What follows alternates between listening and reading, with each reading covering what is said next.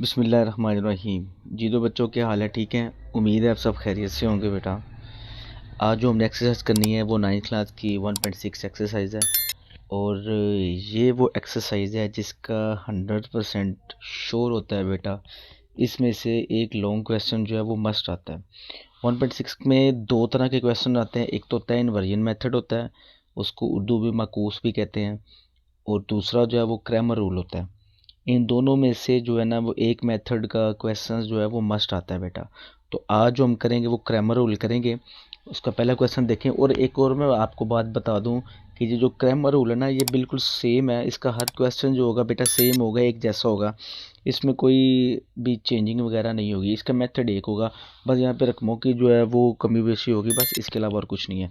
तो पहले क्वेश्चन की तरफ आते हैं बेटा। वो है 2x minus 2y is equal to 4, 3x plus 2y is equal to 6। इसको हमने सिंप्लीफाई करना है क्रैमर रूल में।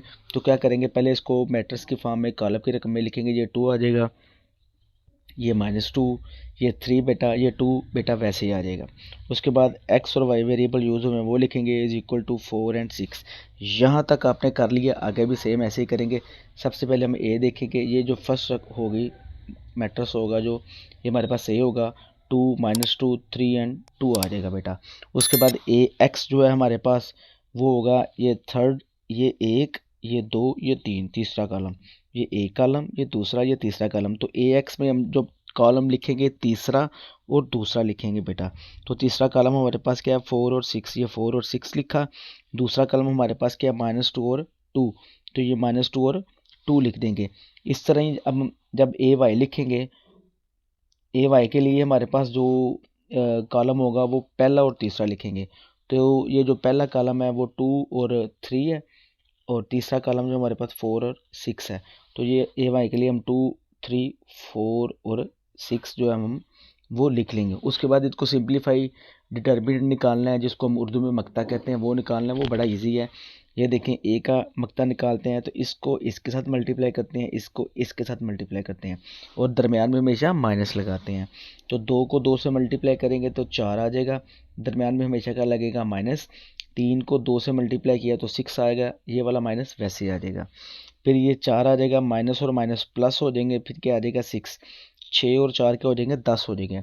इस तरह ही जिस तरह हमने एक का डिटर्मिनेंट निकाला है सेम है एक्स का निकालेंगे। ये देखिए 4 को 2 से मल्टीप्लाई किया तो 8 आ जाएगा, दरमियान में हमेशा क्या लगेगा माइनस लगेगा। 6 को 2 से मल्टीप्लाई किया तो 12 आ गया, साथ ये वाला माइनस वैसे ही आ जाएगा। माइनस और माइनस प्लस हो जाएगा, 12 और 8 कितने होते हैं 20। तो ये हमारे पास ए एक्स की वैल्यू आ जाएगी। देन हमने जब ए वाई की वैल्यू निकालनी है वो भी बेटा ऐसे ही है। ये देखिए 2 को 6 से मल्टीप्लाई करेंगे तो 12 आ जाएगा, दरमियान में लगेगा माइनस। 3 को 4 से मल्टीप्लाई किया तब 12 आ जाएगा, 12 में से 12 निकालेंगे तो क्या आ जाएगा 0 आ जाएगा। तीनों वैल्यूज निकालने के बाद अब हम एक्स और वाई की वैल्यू लिखेंगे। वो कैसे लिखनी है, ये देखें एक्स का formula, x is equal to क्या होता है determinant A of x over determinant of A. Same as y की जब वैल्यू निकालनी है तो डिटर्मिनेंट ए ऑफ वाई बटा डिटर्मिनेंट ऑफ ए लिखेंगे, यानी कि दोनों में ए सेम होगा। और जब एक्स निकालना है तो ए ऑफ एक्स लिखेंगे, जब वाई निकालना है तो ए ऑफ वाई लिखेंगे बेटा। तो ए एफ एक्स की जो वैल्यू थी हमारे पास वो क्या थी, ए ऑफ एक्स की वैल्यू जो थी हमारे पास वो 20 थी, तो हमने यहाँ पे 20 लिखा। और ए की वैल्यू हमारे पास क्या थी 10, हमने 10 लिखा। तो 10 को जब 20 पे डिवाइड करेंगे तो 2 हमारे पास इसका आंसर आ जाएगा। इस तरह ए ऑफ वाई की वैल्यू हमारे पास जो क्या थी 0 थी, और ए की वैल्यू हमारे पास वो 10 थी। तो जब 0 के नीचे जो मर्जी हो तो उसका आंसर क्या आता है 0 आता है। तो हमारे पास एक्स की वैल्यू आ जाएगी 2, और वाई की वैल्यू हमारे पास क्या आ जाएगी 0 आ जाएगी बेटा। इस तरह ही आ जाते हैं क्वेश्चन नंबर 2 की तरफ। वो है हमारे पास 2x जमा Y is equal to 3, 6x जमा 5 वाई इज इक्वल टू 1। इसको भी बेटा मैट्रिक्स की फॉर्म में लिखेंगे। 2 आ जाएगा, यहाँ पे कुछ नहीं तो 1 होगा, फिर 6 आ जाएगा, फिर 5 आ जाएगा। आगे वेरिएबल एक्स और वाई यूज हुआ वो लिखेंगे इज इक्वल टू 3 एंड 1 लिखेंगे। उसके बाद फिर पहले हम ए की वैल्यू निकालेंगे। वो हमारे पास ये वाली जो दी हुई है ये लिखेंगे। तो 5 को 2 से मल्टीप्लाई किया 10 आ गया, माइनस 6 को 1 से मल्टीप्लाई करेंगे तो 6 आ जाएगा बेटा, ये डिटर्मिनेंट का साइन आ जाएगा। 10 में से 6 निकालेंगे तो बेटा क्या आ जाएगा 4 आ जाएगा। उसके बाद हमने ए एक्स की वैल्यू निकालनी है बेटा। तो ए एक्स के लिए मैंने आपको बताया था कि थर्ड रो होती है और सॉरी थर्ड कॉलम होता है और सेकंड कॉलम होता है। तो फर्स्ट सेकंड ये थर्ड कॉलम है 3 और 1 आ जाएगा, और सेकंड क्या है 1 और 5 ये 7 आ जाएगा बेटा। अभी ए एफ एक्स का डिटर्मिनेंट लेंगे। 3 को 5 से मल्टीप्लाई करेंगे तो 15 आ जाएगा, माइनस 1 को 1 से मल्टीप्लाई करेंगे तो 1 आ जाएगा। 15 में से 1 निकाले तो 14 आ जाएगा। यहाँ पे मैं आपको एक और बात बता दूँ, बड़ी इंटरेस्टिंग सी और ट्रिक भी समझ लें इसको, कि आप अगर आपने ए ऑफ एक्स की वैल्यू आपको कॉलम जो है उसके याद नहीं होते, तो आपने क्या करना है, ए ऑफ एक्स के लिए आपने अपने माइंड में 32 वर्ड जो है ना, फिगर जो है ये जेन में रखना है, और ए ऑफ वाई के लिए आपने 13 रखना है। 32 से मुराद क्या है, तीसरा कॉलम और दूसरा कॉलम, और ए ऑफ वाई में 13 से मुराद क्या, पहला कॉलम और तीसरा कॉलम। इस तरह भी आप लिख सकते हैं। अब ए ऑफ एक्स की वैल्यू 14 निकालने के बाद आप आ जाते हैं ए ऑफ वाई की वैल्यू। उसके लिए आपको मैंने बताया है कि पहला कॉलम होगा और तीसरा कॉलम होगा। तो पहले कॉलम में दिया हुआ है 2 और 4 6 और 3 और 1, तो आप यहाँ पे लिखेंगे 2 6 3 और 1, ये कॉलम लिख लेंगे बेटा। और देन जो है वो आप 2 को 1 से मल्टीप्लाई किया तो 2 आ जाएगा, माइनस 6 को 3 से मल्टीप्लाई करेंगे तो 18 आ जाएगा। 18 में से 2 निकाले तो 16 आ जाएगा। अब 18 बड़ा तो अलामत कौन सी आ जाएगी, माइनस की आ जाएगी। उसके बाद हमने निकालना है एक्स और वाई की वैल्यू निकालनी है। तो एक्स इज इक्वल टू होता है A of x over determinant of A. तो ए ऑफ एक्स की वैल्यू हमारे पास क्या थी, 14 थी, तो हमने 14 लिखी, बटा ए ऑफ ए की वैल्यू हमारे पास 4 थी। तो 2 को जब 14 पे डिवाइड करेंगे तो 2 दूनी 4 और 2 सात 14, 7 बटा 2 आ जाएगा।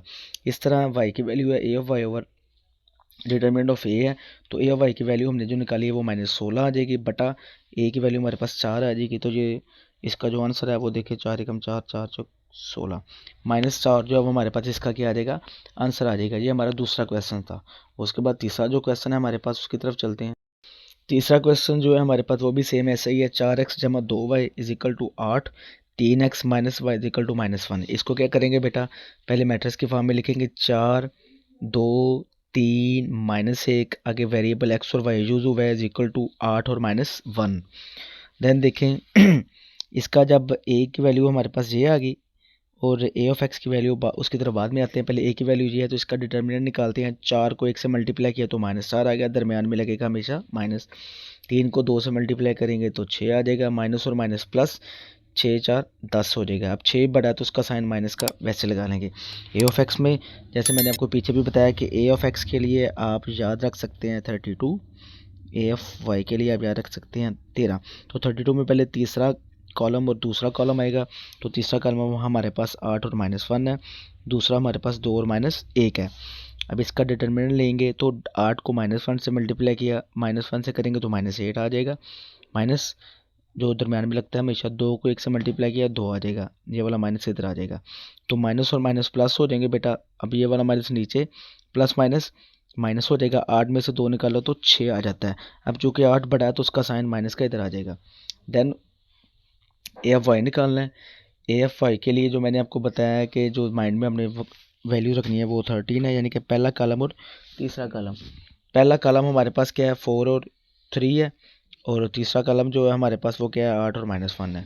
तो 4 और 3, 8 और -1 हम रखेंगे।